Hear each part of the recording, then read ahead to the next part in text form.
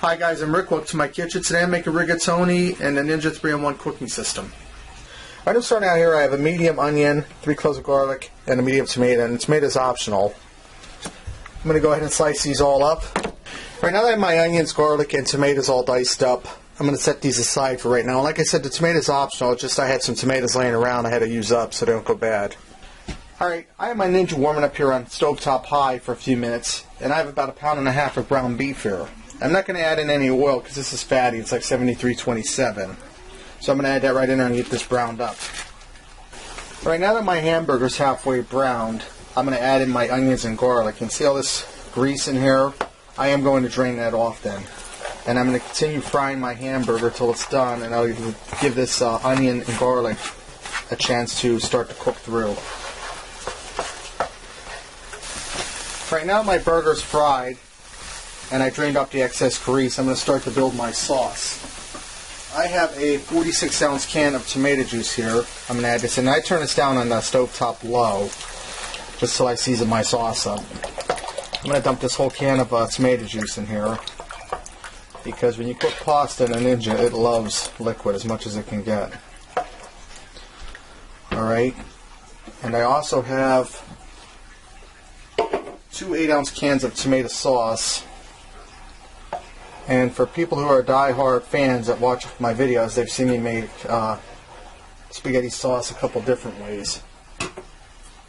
Pretty much it's all about the tomato sauce and the seasoning. That's what gives you a good spaghetti sauce.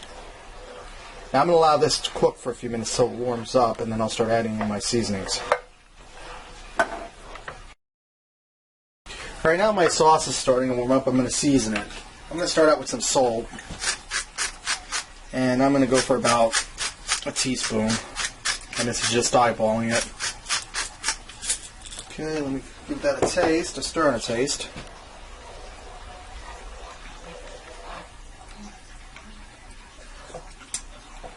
A little more salt.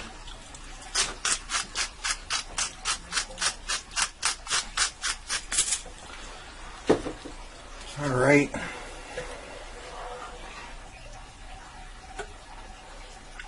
Okay, that's good. Now I'm going to add in my sugar. And this a half cup. I'm not putting all in. I'm just going to add a little bit at a time in there. And taste it as I go. And you can make this as sweet as you like or not. It's all up to personal preference and taste.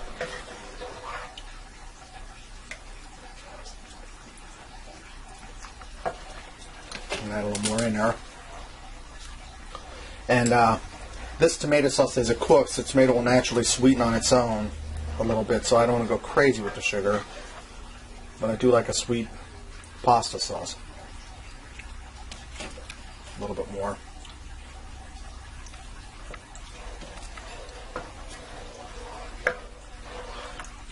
Okay, taste that.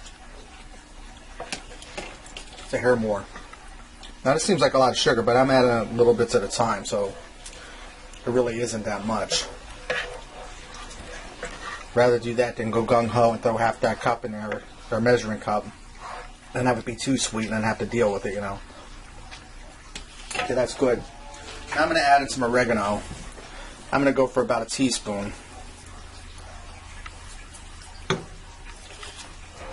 And I had a fellow at work say to me, well, why do you add in a spice and a taste? Why don't you just add them all in at once and then taste? Well, because you don't know if you're getting the right amounts, and if you add them all in at once, this way you can taste it as you go. Alright?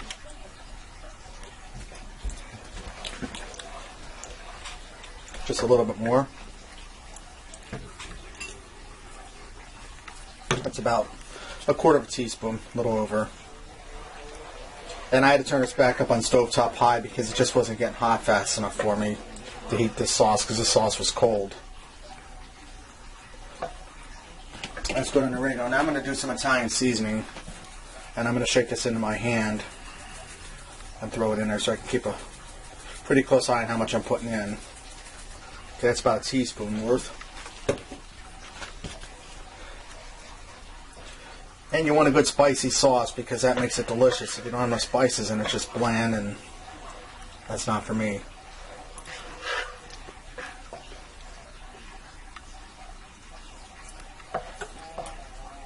Alright, that tastes good.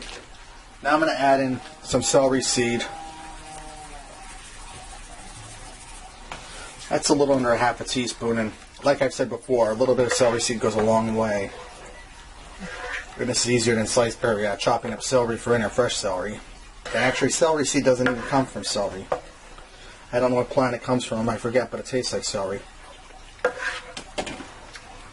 Just a little more in there. Alright. Now I'm going to add in 1 cup of water.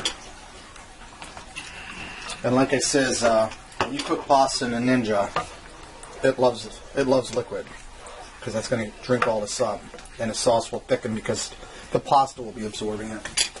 Okay, now I have a 16-ounce box of rigatoni noodles. I'm going to add those in there. Strain them around. You could do this with meatballs if you wanted to, frozen or homemade. It's just every time I ever made rigatoni, I made a meat sauce. I really wasn't going to put meatballs in it. Okay.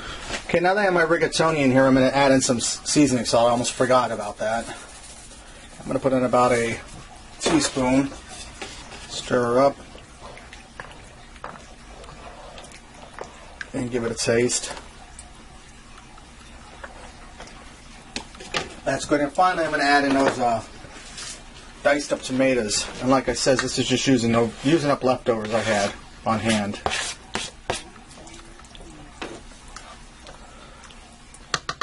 Okay, now I'm going to put my lid on this. Alright, now I'm going to go from my stovetop high setting to my oven setting. And this defaults at 350. And I'm going to set this for a half hour. And then I'll taste it to see if the pasta's tender. Alright, this is done. And it only took 20 minutes. I went in every now and then and stirred it. And I tasted it. And I really wasn't sure how long it was going to take, because this is a Rick original.